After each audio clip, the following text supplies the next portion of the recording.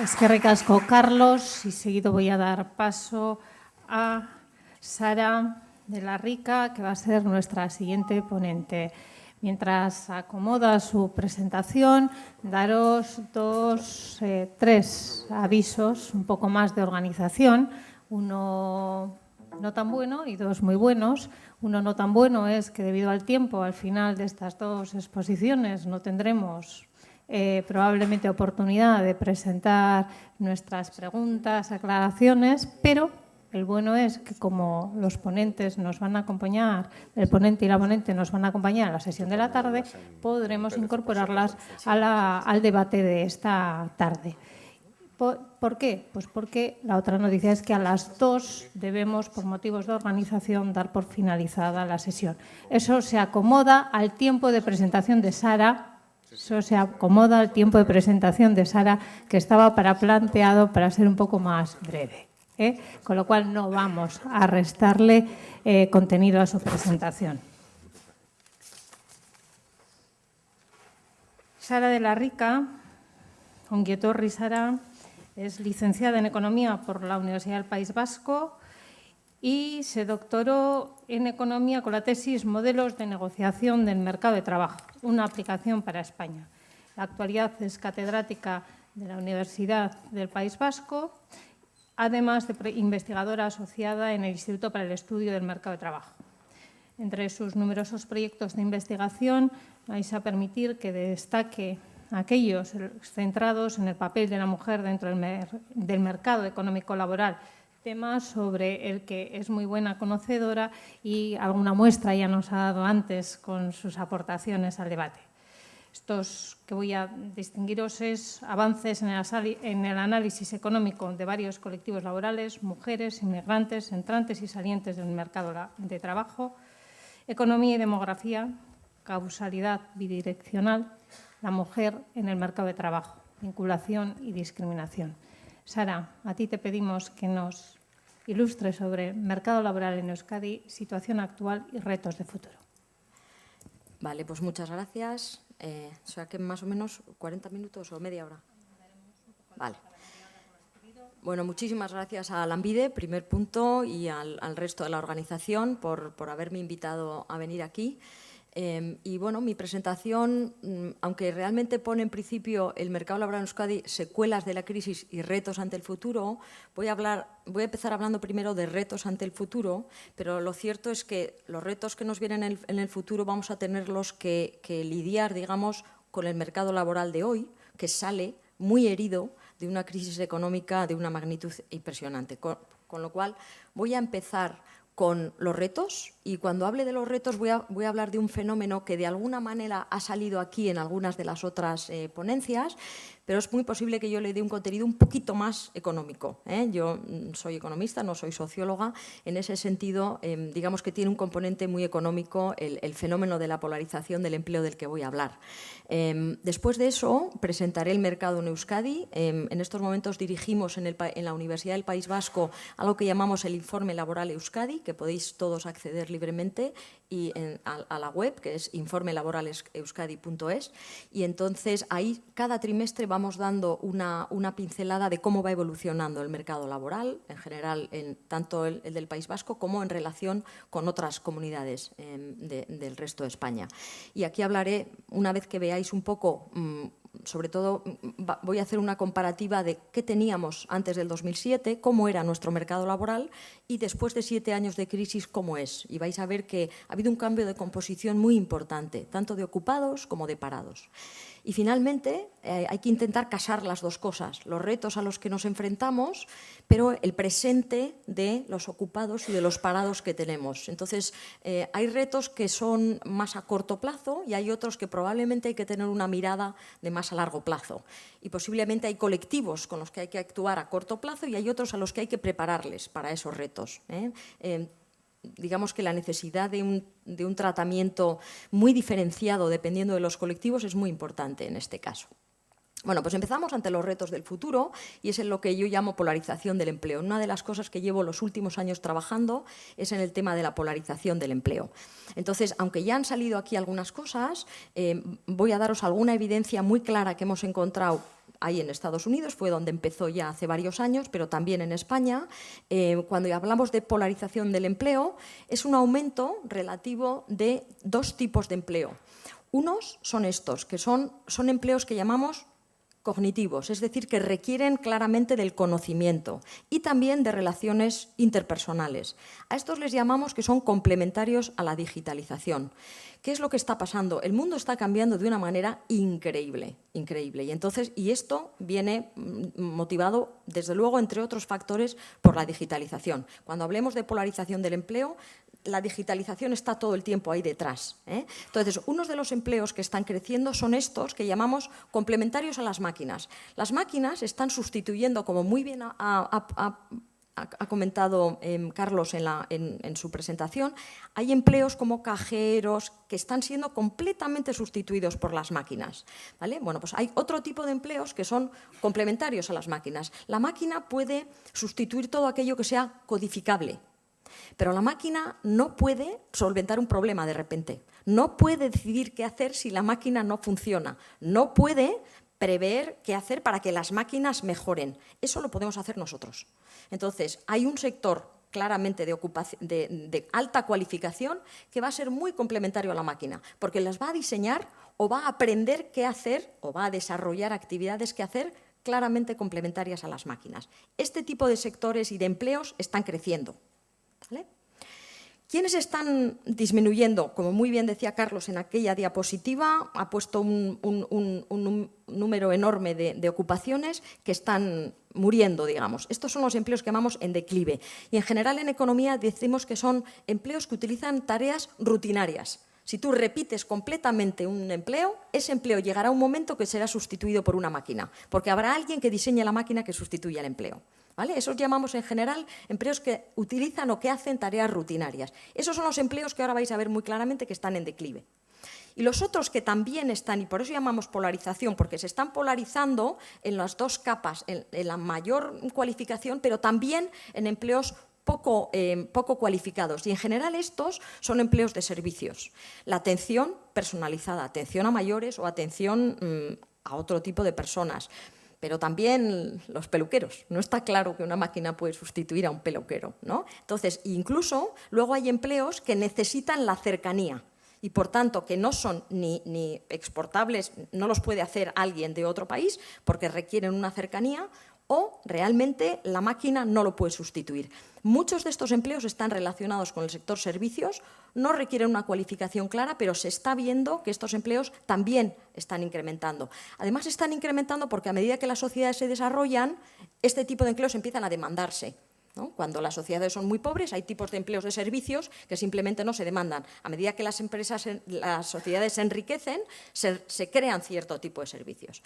Y entonces estos son los empleos que también son emergentes. O sea, los de abajo son poco cualificados, están en la cola baja, digamos, si tenemos un ranking salarial. En general, ahora vais a ver que los empleos rutinarios están en la zona media y luego los de arriba también son emergentes, están en la cola alta. Tenéis aquí la primera, esta es la polarización de empleo en Estados Unidos. Ahí fue donde realmente, hace ya varios años, empezó toda esta literatura. Y aquí lo único que os pongo es, está esto en inglés, pero simplemente deciros, esto son todas las ocupaciones ordenadas de menor salario a mayor salario, ¿vale? Entonces, estas son ocupaciones con salarios muy bajos. Aquí tenemos ocupaciones de salarios medios y aquí tenemos ocupaciones de salarios altos.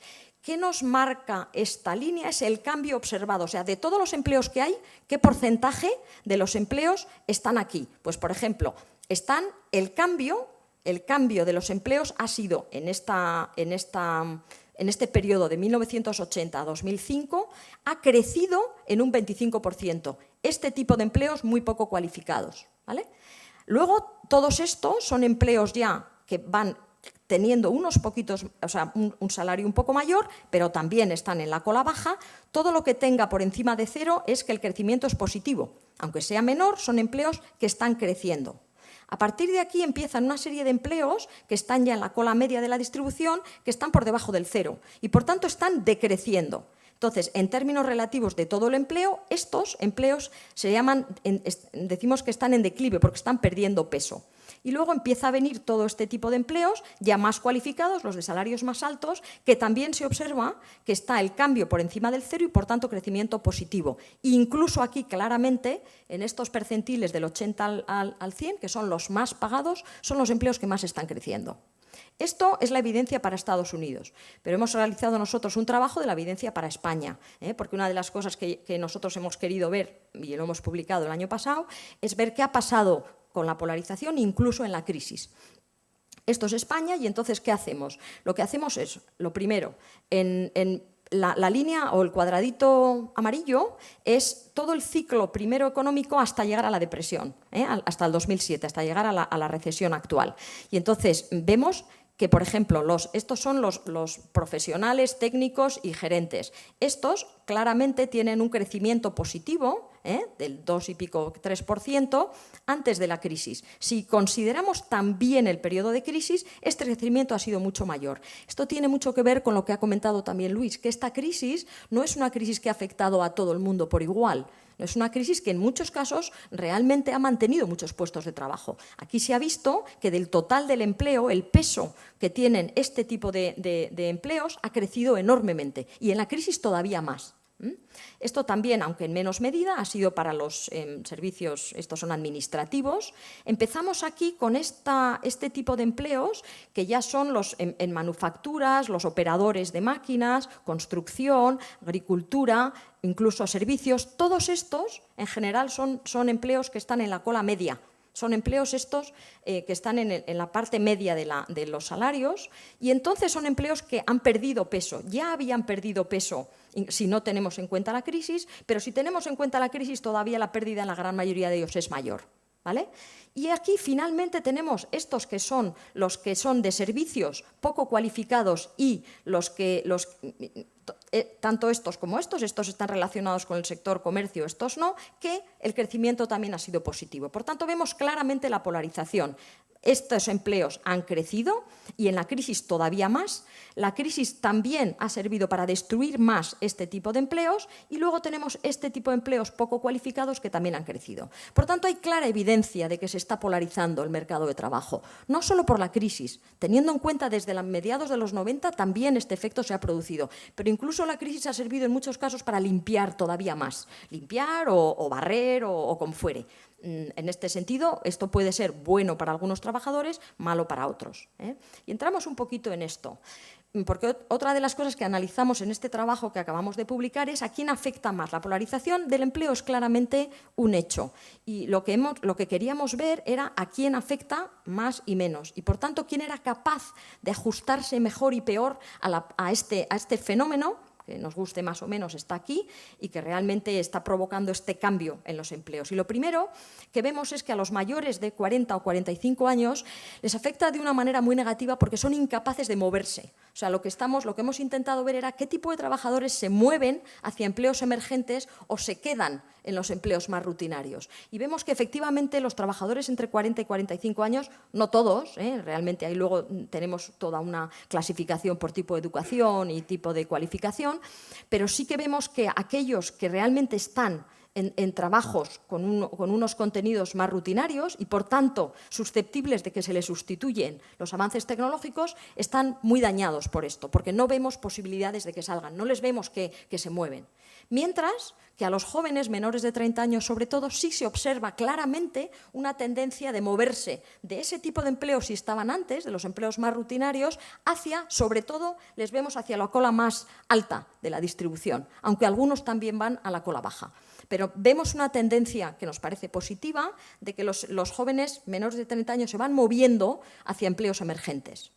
Y otra cosa curiosa es que en las mujeres no observamos nada.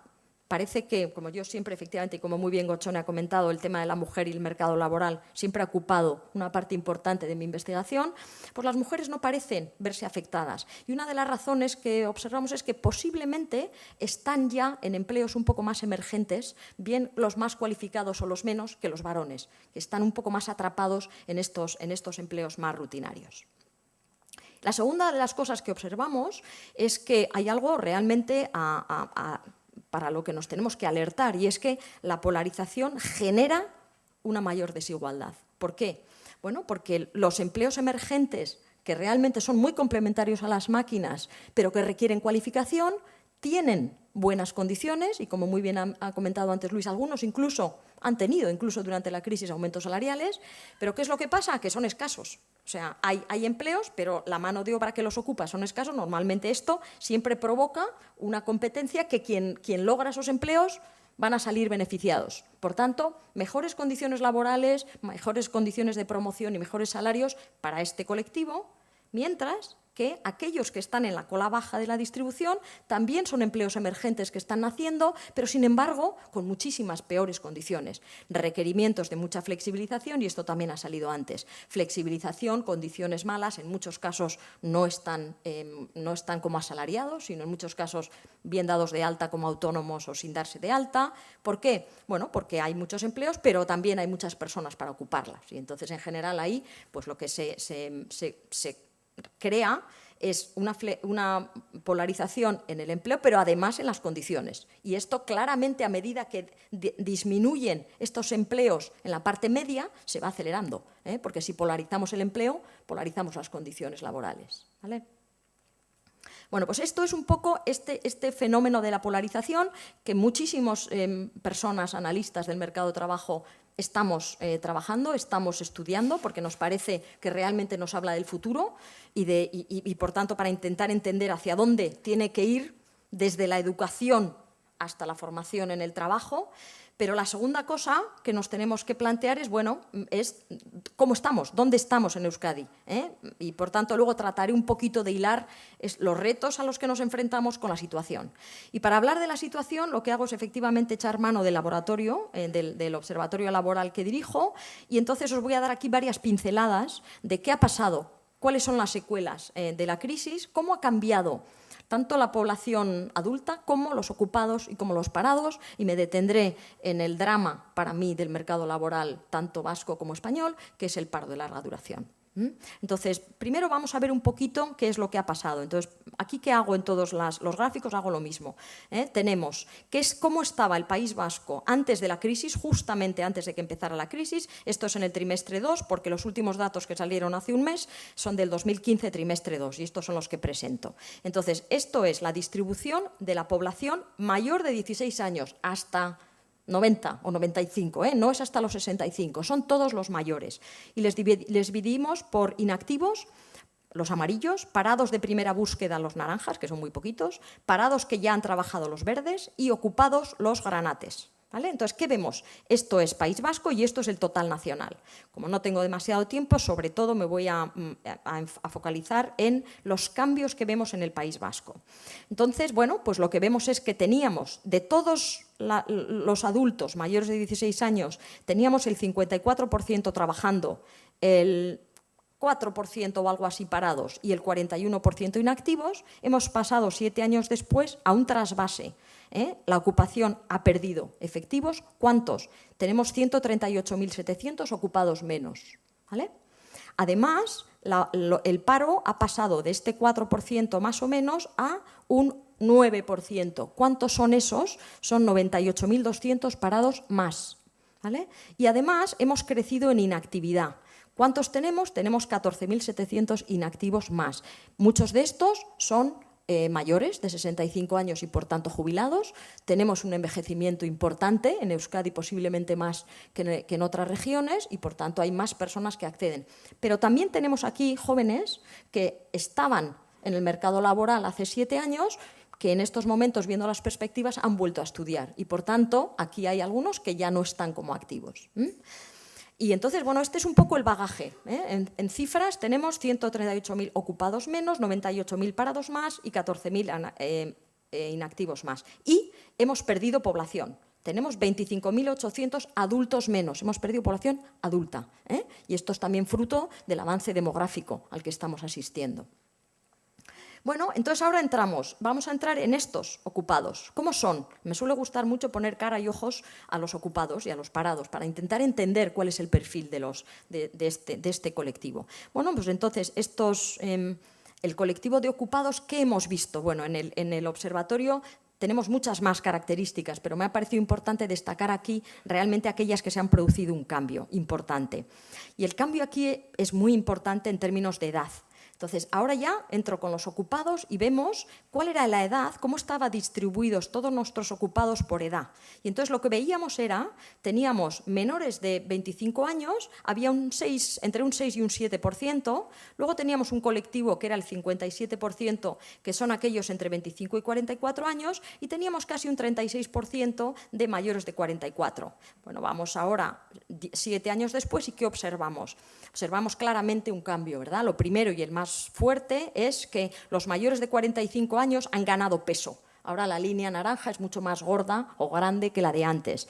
¿Quién ha perdido peso? Pues sobre todo estos. Ya había pocos en Euskadi, fijaros que ya había muchos menos ocupados en Euskadi que en el total nacional, al que quiera compararlo tiene aquí, pero hemos disminuido casi a la mitad. Es verdad que hay muy pocos ocupados en Euskadi, menores de 45 años. ¿Cuál es la razón?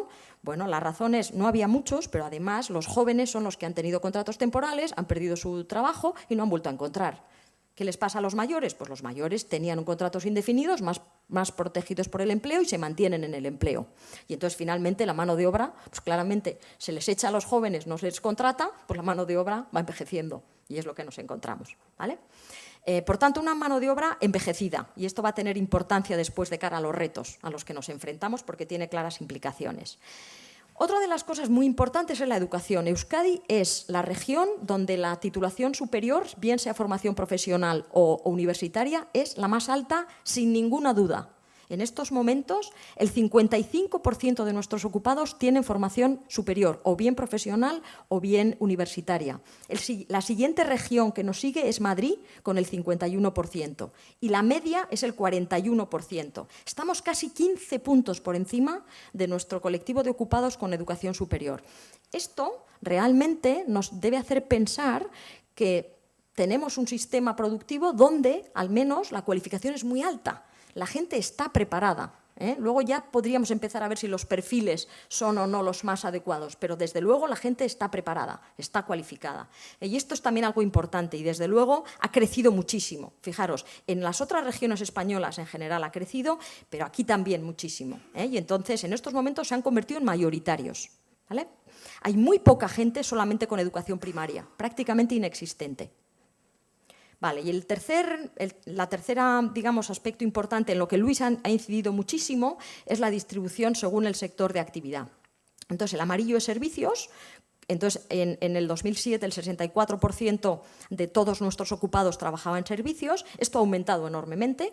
Todo el mundo se está terciarizando. Los servicios están ganando peso en todos los países y en Euskadi también. ¿Qué es lo que ha pasado? Esta ganancia, digamos, de peso de servicios ha sido a expensas de pérdida en construcción y en industria. Entonces, hemos perdido 4 puntos porcentuales en industria. Hace 7 años, 24 de cada 100 ocupados trabajaban en industria, hoy 20. Hemos perdido 4 puntos y más o menos muy parecido en términos de PIB, de riqueza. Entonces son los servicios los que ganan protagonismo. ¿Es esto preocupante? Bueno, si los servicios son de alta cualificación, a mí no me preocuparía nada. El problema es que tenemos unos servicios en general de bastante baja cualificación y, por tanto, todo lo que eso trae asociado. Vale. Ahora hablamos de los parados, que son, ya hemos visto, que han crecido en casi 90 y tantos mil. Tenemos 165.000 parados o 170.000 parados. Bueno, como muy bien ya se ha apuntado, es verdad... Ahí va. No, era esta, ¿no? Es verdad que los parados se están masculinizando. Ahora, más de la mitad de nuestros parados tienen cara de varón. Antes era el 47%, ahora son el 54%. ¿Por qué? Porque efectivamente esta crisis ha destruido muchísimo empleo masculino. Si miramos los datos a nivel nacional, los hombres han perdido el 25% de sus empleos, las mujeres solo el 10%, en media el 18%. Con lo cual, efectivamente, la pérdida de empleo de los hombres ha sido muchísimo más elevada que la pérdida de empleo de las mujeres. Muchos de ellos, por tanto, han engrosado estas filas y ha crecido su peso entre los parados. Por tanto, ahora, digamos que el perfil de parado tiene más cara de varón que de mujer, cosa que no pasaba antes de la crisis. Siguiente punto importante es la edad, y entonces lo que vamos observando es que los parados se van haciendo mayores. Antes teníamos, de cada 100 parados, 4 eran menores de 25 años, ¿vale? Ahora ya son solo 12. 12 de cada 100. Sin embargo, van creciendo las edades intermedias y también las edades mayores de 45. Hoy, casi 1 de cada 3 parados es mayor de 45 años. ¿vale? Con lo que todo esto trae asociado, de que son en muchos casos, como se ha dicho, cabezas de familia y tal, ¿vale? Entonces, los parados se han ido haciendo mayores. ¿Y también por qué es esto? Porque una de las cosas que se observa clarísimamente en Euskadi y en el resto de España, pero igual en Euskadi todavía es más acusado, es que una vez que entras en el paro, quitando algunos que están continuamente entrando y saliendo, no se sale del paro. Con lo cual, ¿qué sucede? Pues sucede que los parados se van haciendo mayores y, por tanto, en composición, 7 años después, ha aumentado la edad relativa. Por tanto, quizá hace 7 años no eran mayores de 45, pero como no han salido, muchos de ellos se han hecho mayores de 45. Se está clarísimamente envejeciendo. Es que en muchos casos son los mismos. Son los mismos, porque tenemos un porcentaje enorme de parados que llevan más de 3 y de 4 años parados. ¿Vale? Vale. Y lo último, respecto a la fotografía, es esto que a mí me parece absolutamente devastador. Y es que nuestros parados se hacen de larga duración y no salen. Y entonces, si observamos esto, ¿qué es parado de larga duración? La definición es estar parado buscando empleo por más de un año. ¿Qué nos pasaba antes de la crisis? Antes de la crisis teníamos que más o menos el 30% llevaba menos de 3 meses en el paro. ¿Vale? Entonces había un porcentaje importante de gente que llevaba muy poco tiempo en el paro. Luego teníamos un 38% que llevaba entre 3 meses y un año, y el naranja es el 32%, por tanto, un tercio más o menos de nuestros parados era de larga duración. Hoy, 7 años después, 70%. 7 de cada 10 parados en Euskadi son de larga duración. Y este es el porcentaje mayor de toda España. Euskadi es la región donde el porcentaje de parados de larga duración es mayor. Y entonces podemos entrar a ver por qué. También puede ser porque las garantías son mayores, porque hay más problemas luego de crear empleo, pero el hecho es este. 7 de cada nuestros 10 parados, 7 de cada 10 de nuestros parados son de larga duración. Esto se ha triplicado. Y hoy en día tenemos 115.000 parados de larga duración en Euskadi, cada uno con su problemática y con su drama. 115.000 parados de larga duración. Para mí este realmente es el reto al que nos enfrentamos como sociedad, al que se enfrentan, me imagino, las instituciones y al que realmente tenemos que dar respuesta. Además, una de las cosas que vemos, estos son las tasas de salida. Hay dos datos que os quiero dar que vienen de nuestros trabajos. Uno es que efectivamente, a medida que estás más tiempo en el paro, es dificilísimo, es cada vez más difícil salir. Esto ha bajado enormemente a medida que nos hemos adentrado en la recesión. Entonces, por ejemplo, una persona que lleva solo 3 meses parado, el 30% salen en un periodo muy rápido, pero esto ha bajado también enormemente respecto al principio. O sea, ahora es mucho más difícil salir del desempleo, pero sobre todo, estos son los que llevan más de 4 años parados. Estos solamente 8 de cada 100 salen en cada trimestre. Entonces, las salidas son bajísimas y además la crisis ha hecho que haya disminuido enormemente. Esta es la primera dato importante que nos pone realmente en evidencia del problema que tenemos. Y el segundo, que es un trabajo que acabamos de publicar ahora mismo, y es que hemos hecho unas simulaciones de mirar a todos nuestros parados, no en Euskadi, sino en España, pero en Euskadi estoy segura de que es exactamente igual, y cogemos y ponemos una economía creciendo al 3 y al 4%. Una economía que, según dice Rajoy, crece enormemente y, por tanto, generamos muchísima actividad. Bueno, pues lo que hemos visto es que esto afecta de manera muy importante a los parados, sobre todo jóvenes que llevan poco tiempo, varones que llevan poco tiempo parados, pero a los parados de larga duración no les afecta para nada, no mejora su salida del desempleo. Esto significa que crecer es necesario, pero para muchos colectivos no es suficiente. Por tanto, podemos crecer al 3, al 4, al 5%, que nuestros parados de larga duración es muy difícil que salgan del desempleo. El mercado no les absorbe. ¿Vale? Esta es una de las evidencias claras que hemos demostrado en este trabajo. Y, por tanto, la salida de la crisis, crecer, no es suficiente para poder volver al mercado laboral. Bueno, ¿cuáles son los causantes del desempleo? Bueno, hay 2 tipos, pero me voy a fijar en las más importantes. Y me voy a fijar en que, y esto es lo que la literatura identifica, esto no lo digo yo, esto lo dice la literatura. Muchas veces los medios, digamos que mezclan unas cosas con otras. Yo estoy hablando de lo que la literatura identifica. Y identifica como causas muy importantes los desajustes de habilidades. Es decir, puede haber jóvenes que no tienen la formación suficiente y, por tanto, el mercado laboral no les recoge. Esto hay muchísimos de estos que llamamos ninis en España. Es el caso de estos, personas sin la formación necesaria, jóvenes que realmente son inempleables en estos momentos. En Euskadi solamente, en este caso, no tenemos muchos problemas de esos. Hay un 10% de ninis, en España el problema es muchísimo mayor, ¿vale? También puede ser que tengamos, por el cambio tecnológico, personas que simplemente, dado que está cambiando y polarizándose el empleo, no pueden acceder al mercado laboral. Y esto es falta de cualificación, jóvenes y mayores. Y también puede pasar, y creo que también está pasando, que no estamos adecuando el sistema educativo suficientemente a los cambios. Y aquí, desde luego, como universidad, asumo desde luego mi parte o mi cuota de responsabilidad. Hay otras, pero no me voy a meter, que también, pero yo sobre todo creo o quiero hablar de estos desajustes. ¿Qué mano de obra tenemos en Euskadi y a qué retos nos enfrentamos? ¿Vale? Y entonces, la razón es, bueno, el paro de larga duración, que es en lo que yo me quiero fijar, porque realmente de nuestros parados la gran mayoría son de larga duración, tiene raíces estructurales, el mercado de trabajo por sí mismo no les va a absorber y, por tanto, hay que reactivarles para volver al empleo. En estos momentos, en esto es lo que yo me voy a centrar. Ya sé que es una parte limitada porque solamente voy a hablar de activación para el empleo, y por tanto, todo otro tipo de esto en estos momentos yo no voy a entrar. Creo que es complementario completamente a mi charla. Pero la idea un poco es reactivar a estos colectivos y en este caso pues son instituciones públicas, privadas, y empresas, quien realmente tiene que hacer este trabajo. Cuando hablamos de políticas de activación, lo primero que tenemos que tener en cuenta es que no hay una política que sirva. Es de políticas muy diferentes para muy diferentes colectivos. Y en este caso voy a hablar un poquito primero de los jóvenes y después del resto.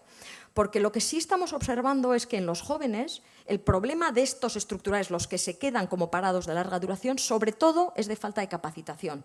Y entonces, para estos, muchísimos de estos jóvenes son aquellos que dejaron sus estudios en el boom inmobiliario, tuvieron salarios muy buenos para trabajos muy poco cualificados, pero destruido la burbuja inmobiliaria, se han quedado en el paro y no han vuelto a poder encontrar empleo. Y como probablemente, o esperemos que la burbuja no vuelva, hay que realocarles, pero antes hay que formarles. Con lo cual, para los jóvenes poco cualificados, claramente la formación es bien reglada o en alternancia, que es el empleo dual, que también es una alternativa, yo creo que muy positiva, es una posibilidad. Pero para el resto, realmente, los que están más cualificados, hay que tratar de que obtengan nuevas competencias. Como he dicho, complementarias a las máquinas. Yo creo que con los jóvenes hay que hacer una labor enorme de esto. Han nacido en la época digital. Yo creo que es relativamente fácil conseguir que realmente enfoquemos nuestra educación, ayudemos a que realmente entiendan toda la digitalización como una complementariedad para ellos, y se formen en ese contexto. Para estos, sobre todo para los poco cualificados, creo que hay un margen enorme para la formación profesional. Creo que Euskadi lidera realmente estas iniciativas de formación profesional. Creo que está mostrando una buena dinamicidad y un buen ajuste a las necesidades de las empresas. Y yo creo que en este sentido nos podemos vanagloriar de que al menos en Euskadi esto yo creo que está funcionando, o al menos, según entiendo, haciendo las cosas necesarias para que realmente, bien sea la formación reglada o a la carta, se den los pasos. Sin embargo, para el resto, como he dicho, crecer no es suficiente. Entonces voy a terminar diciendo un poco cuáles son las políticas activas que realmente hay que fomentar o que, desde mi punto de vista, deberíamos de mejorar. Lo primero, hay que orientar mejor a los parados. Y aquí no quiero criticar a Lanbide, pero yo creo que todos somos conscientes de que cuando un parado va a Lanbide, es verdad que en la mayoría de los casos, y esto es anecdótico, lo que dicen es, van, te registran y te vas. Bueno, pues esto lo tenemos que mejorar. Y entonces creo, y soy consciente, de que se están dando los pasos, está mejorando la orientación a parados y aquí tenemos margen de mejora, pero desde luego en esta debemos estar. Un parado debe de llegar a sus servicios públicos o a cualquier otro centro donde se le informe, se le diagnostique, se mire su perfil y se le trate de dar un itinerario, ¿vale? ¿Por qué? Porque esto acorta mucho este periodo para la activación, porque el individuo desde el primer día que entra empieza a saber para dónde tiene que ir, y en muchos casos además solo hay que orientarle para encontrar empleo. Bueno, pues este es el primer paso que de hecho en muchísimos países se ha considerado que sobre todo para personas formadas, que tenemos muchos jóvenes en Euskadi, es suficiente y es enormemente efectivo, además de ser bastante barato. ¿Vale? O sea, que hay que mejorar claramente la orientación a los parados. Segundo, la intermediación laboral. es posible que aquí, yo ahora esto hablo como analista, pero creo que la intermediación laboral tiene que mejorar. Tenemos agencias privadas y entonces quizá haya que especializarse las públicas en un tipo de colectivo, las privadas en otros, pero necesitamos todas las manos posibles para que ayuden a nuestros parados a entrar en un tránsito realmente de activación real hacia el empleo. La tercera es la formación. Y aquí no quiero entrar en la formación dual, aquí lo que quiero es hablar sobre todo de los programas de formación. Hay que cambiarlos radicalmente, radicalmente. Muchos de los que han existido tienen que desaparecer y hay que crear nuevos que realmente se concedan de modo competitivo. Aquel que realmente ofrezca el mejor tipo de producto, que realmente sean sistemáticamente evaluados, porque cosas que sobre el papel pueden parecer muy buenas, luego pueden no funcionar y no pasa nada, pero al menos se evalúan y se sabe si han funcionado o no. Que además los fondos concedidos se vayan otorgando gradualmente, a medida que van funcionando, se van viendo los resultados. Es una manera completamente diferente de funcionar, pero creo que claramente nos la tenemos que plantear, porque si no, realmente hemos visto que se ha dado Pablo, y no digo aquí, estoy hablando en general, todos conocemos muchos fraudes en cursos de formación y tenemos que intentar evitarlos, porque el dinero es escaso y las necesidades enormes. Y aquí hay un nuevo decreto que está en marcha y que yo creo que va a mejorar claramente la formación a parados. Finalmente, cuando hablamos de subvenciones directas, este es otro tipo de empleo, es un empleo bonificado, tiene mucho peso en muerto, los analistas en general somos un poquito escépticos porque muchas veces sustituye al empleo que se hubiera formado, pero yo creo que para ciertos colectivos es importante porque posiblemente no conseguirían otro tipo de empleos y aquí hablo de, sobre todo, personas mayores, parados de larga duración sin la cualificación suficiente. Es posible que ahí tenga que haber entre empresas comarcales o locales y los sistemas públicos de empleo acuerdos de dónde podría emplearse a este tipo de colectivos. Y esa es otra de las cosas que las empresas podrían hacer. Y finalmente, y yo con esto termino, creo que hay dos principios, o por lo menos los analistas consideramos que hay dos principios. Las políticas activas de empleo son caras y, por tanto, requieren de muchos recursos y entonces hay dos principios que debemos de seguir. El primero, es fundamental controlar y supervisar la gestión de los fondos. Los fondos son enormes y es muy importante que sepamos todos los ciudadanos que están supervisados los fondos y bien gestionados, porque si no esto resta credibilidad a quien ejecuta las políticas activas. Y segundo, debe extenderse una cultura que es la evaluación. Todos los programas de activación en muchos casos no funcionan. Hay que probar y hay prueba y error. Pues entonces hay que dar a gente que sabe evaluarlos la posibilidad de que se evalúen. Si han salido bien, reforzarlos. Si no han salido bien, modificarlos. No pasa nada. En muchísimos países hay muchos programas de activación que no han funcionado. No pasa nada, se modifica y se va a otro. Pero tenemos que saber si funcionan o no. Y si no se evalúan, no se sabe nunca si funciona o no. Seguimos una inercia de ciertos cursos que no sabemos si han funcionado o no, pero se siguen dando de la misma manera a las mismas instituciones y sin saber si los resultados son o no buenos. Pues yo creo que esto también hay que modificarse. Y esto es todo y muchísimas gracias.